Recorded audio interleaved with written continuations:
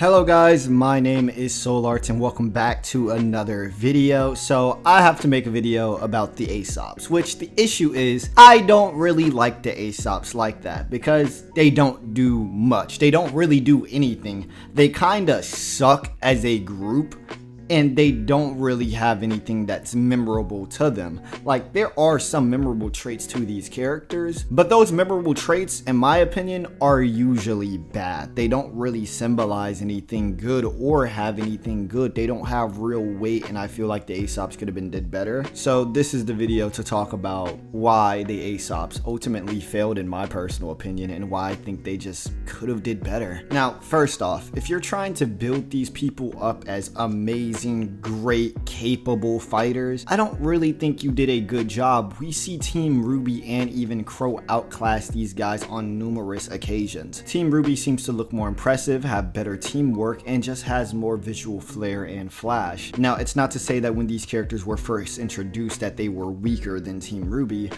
Obviously, they were built up as the guys that are stronger than them, that are training Team RWBY. But when it comes to showing that off, it doesn't really feel that way. And I'd say this is more so because of the rule of cool rather than anything else. A big thing with RWBY, especially when you're introducing new characters, is flair, uniqueness, personality, and when these people were introduced, it just felt more like a semblance showcase, and that semblance showcase felt very basic. Even their weapons, it didn't have the same feel that we were used to. When you analyze the trailers for RWBY, or even Volume 2 for RWBY, these characters, personalities, and semblance felt like it was built up, it was massive, it was major, even for a character that was just unknown, that we didn't get shit about. But for the Aesops, it kind of just felt very, and I mean very, lackluster. So much so that I have asked many people who have watched RWBY and they have told me, man, I didn't know that guy's semblance, or man, that guy semblance really did suck, or it wasn't really unique at all. Now, the thing that the show does really well is introduce these characters and show that they are very different from Team RWBY, to where they only focus on duty,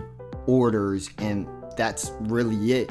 They're not friends. Well, they are friends, but you know, they don't try to act like it or show it. They just be like, oh yeah, it's my job to work with this guy, instead of, yeah man, this is my friend, we go way back, we've been doing this since the academy days. It's more like, yeah, I'm just paired up with bro, that's it. And the good thing about that is because it shows the difference. Team RWBY is far more united and together, and you know, and that's a big thing with RWBY anyways, to be united and to be divided. So to be united, at least as friends, and have logical thinking, independent thinking, trust in each other, love in each other, those things are amazing, and it's something that the Aesops kinda lack, which also makes sense for its setting because it's Atlas of all places, which I do not have a issue with this. I actually think that it's a great plot point because it shows those differences, it shows those opposites, and when you force those two groups to interact, you can create something that's really beautiful and also have a lot of clashing, which is what RWBY did do, and that is fine. But the issue comes in with the characters and their stupidity. These characters are so willing to suck Ironwood's dick that they're just about willing to do anything. If it came to running up in a random person's home, just innocent person, they could have a family full of 5 and they all kids, they would go in there and blow their brains out just because Ironwood said go do it. Like, you have to understand, these are the same characters that was willing to drop a bomb, a fucking bomb, like abandoned mantle, literally, which I'm no game theory. I'm not gonna sit here and say, oh, well, because of the mass of this place and this place and this place, it must have had about 100,000 people in there. I'm not gonna sit here and say that, but it did have to have quite a large amount of people there. You're willing to destroy all of that. Furthermore, dust comes from mines in the lower areas, so you're also willing to throw away all the dust that you have, which is what makes Atlas kinda Atlas. Mind you, we don't know why these characters are really loyal like that. Did Ironwood save your family from like a burning house or something? Did he like get you off the streets? We don't know any of this. We just know they're loyal, they love Ironwood, they're willing to follow his commands, and maybe that's the Atlas way, maybe it was drilled into them. But even then, I feel like some people have to sit here and say, what am I fighting for? And it doesn't come off as a fear thing of like, man, if we disobey Ironwood, he's gonna just shoot me, which Ironwood was willing to do. But it's not like these characters are sitting there like, man, I fear Ironwood, I have to obey him. It's more like, I'm obeying Ironwood because that's my man. That's it. So the great foil that you did have to Team RWBY, that great chemistry or lack thereof, anti-chemistry, it begins to work against you when these characters are sitting there and just seeming like, man, I'm following orders to just follow orders. And I know somebody's gonna sit here and say, well, that was the point, that was the theme, that is literally what Winter said. I understand that, but to have an entire volume or two with these characters, for them to be blatantly stupid to follow orders is pretty fucking bad. We've seen many reasons for characters being stupid in media. It happens all the time. Let's use Death Note as an example. Mikami just follows light. He loves light. He's obsessed with light. He's willing to do anything for light. Same with Misa. But they have their reasons for following light. We understand those reasons, and we're understand the depths that they are willing to go. That's what make those characters great. Well, maybe you could say probably not their end, because some people don't like how Mikami fumbled. But understanding why a character just dick sucks another character is what makes that character good. We don't understand the reason they are all over Ironwood and willing to go above and beyond for them. So much so that it starts to question your morals as a human being. I understand that Atlas military probably focus on duty first, but you are not first born a machine, you are first born a human, and that humanity has to be chipped away at you. So again, you have to show that humanity eroding, either that or it just looks stupid. And for these characters, it just looks stupid. Furthermore, Harriet is just stupid. I mean, I think a lot of people dislike Harriet because, you know, just hot-headed, ignorant, blatantly just wrong. I mean, you're gonna dislike a character like that, and if you're meant to dislike her, that's fine. But she's just so ignorant. Just so ignorant. If you want to blame somebody else for your boss's death, sure, go ahead, do that. But when you don't even sit there and blame the actual murderer, that is Tyrion, the serial killer, a well-known serial killer, by the way, and instead you blame Crow, the guy that practically don't really got a record. I mean, he probably did some sleazy things back in his heyday with Raven, but like, that's really it. And it is fine for her to lash out, like I said, at those characters like Crow, like RWBY, like Penny, like everyone. It is fine for that, to show that she is grieving and she is angry and she doesn't know what to do with her emotions. That is fine. But when you sit there and you can't break those pieces down as a series, even if we understand it, if you can't break those pieces down as a series and also have some pull, because the thing with Harriet is she is always 100% on the gas angry. There is no pull back until she finally pulls back. A good example in my opinion would be Black Lagoon.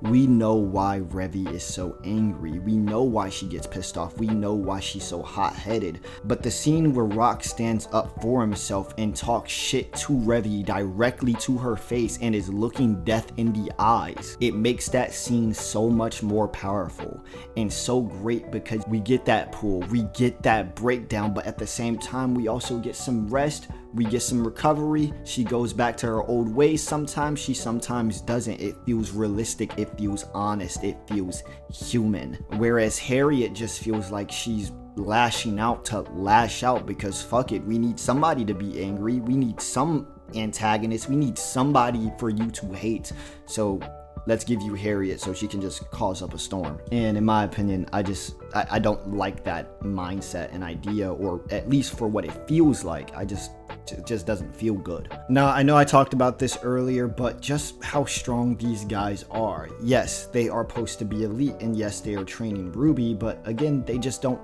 feel as elite. And as stated, it could be the rule of cool and how these fights were choreographed and just handled, but they just don't feel as superior as they are told to be than RWBY. For instance, Volume 3, when you see the Crow versus Winter fight, That fight shows you that there are levels to this. Team RWBY does not compare to these elite huntsmen. They just don't. And I don't see not one of the Aesops fighting like Volume 3 Crow or Volume 3 Winter. I just don't see it. They lose rather quickly, they don't feel good, and they just don't look strong. Remember, this is supposed to be one of Atlas' best, you know what I'm saying, like under Ironwood, and this is what y'all best are giving. This looks pretty pathetic for a elite military militia group. It just doesn't look good. Every time in RWBY from Volume 1 to 3, when these students were fighting superior foes and were getting a little bit outclassed or even holding their own, then a adult that was more capable showed up.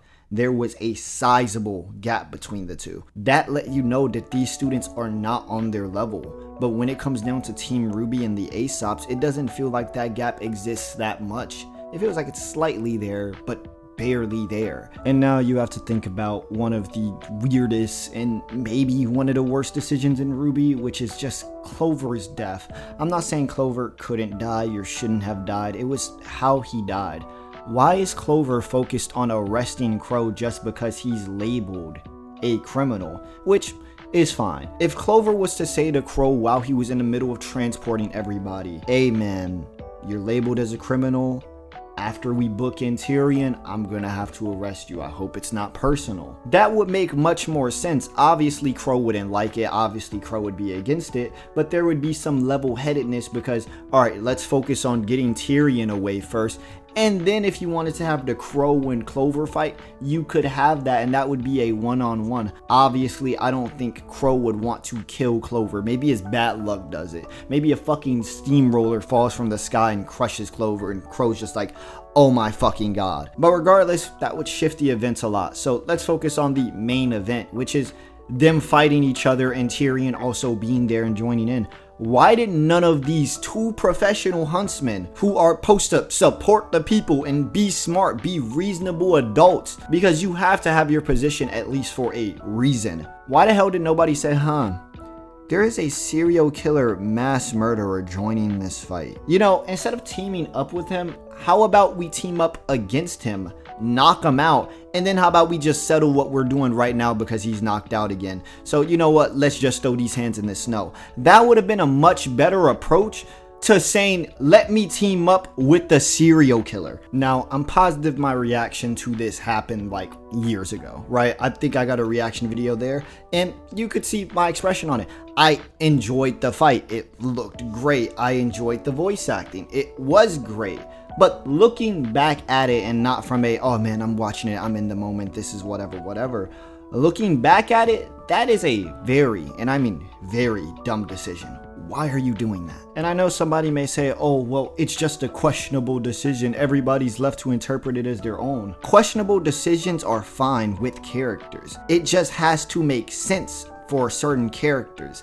That doesn't make sense at all. Logically, that makes no sense. I understand that you're about your duty, but are you going to get the guy that's just labeled as a criminal now, or the literal serial killer that has been causing problems for so fucking long? Which one are you going to prioritize? Mind you, this guy is a ace operative. This is not a title to just randomly get. He is a leader. So you would expect there to be more reasonableness. Using Death Note again, a lot of people don't like Mikami because he fucked up Light's victory. He just screwed up everything. But guess what? It makes sense for Mikami to do that because he wants to be acknowledged by Light. And when you sit there and you have an ideology of, this is my god and I want him to notice me and I want to be the best and la-di-da-di-da this, when you have that ideology, you're probably not going to follow his exact words one of one exactly like that. You're probably going to try to. You may even try to go a little bit above and beyond. And that's what he tried to do. Light wanted him to be a robot and follow directly what he wanted. Mikami acted like a human and accidentally fucked up Light.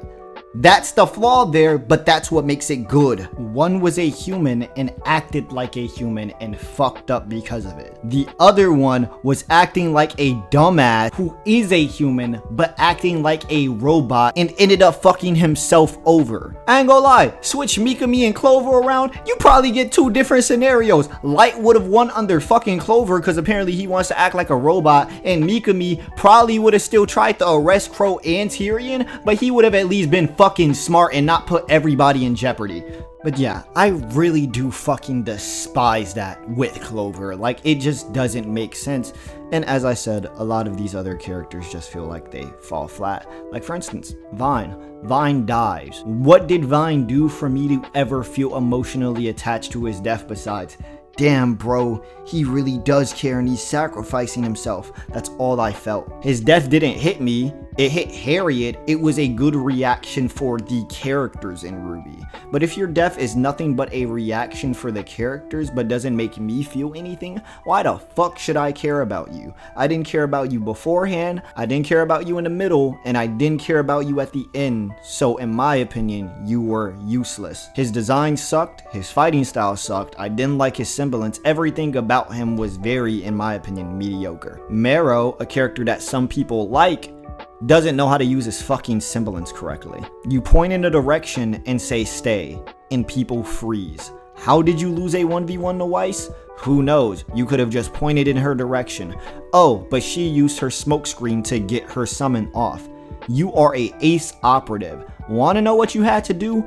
Pivot to the right so the summon is facing her, then say stay and it would have hit both targets. That works because he has used his ability on a group of people before by pointing in that direction. That's all you had to do, was make a simple pivot, get Weiss in your line of fire and the summon, and both things would have stopped. Also, we've seen summons be beat before by just basic things like Grim. You're a ace operative. I'm positive you should be able to freeze Weiss, break her summon, and then just beat her because she's frozen. Either that or freeze the summon and beat Weiss. You're stronger than her. Either scenario, you should have won. Elm, my favorite.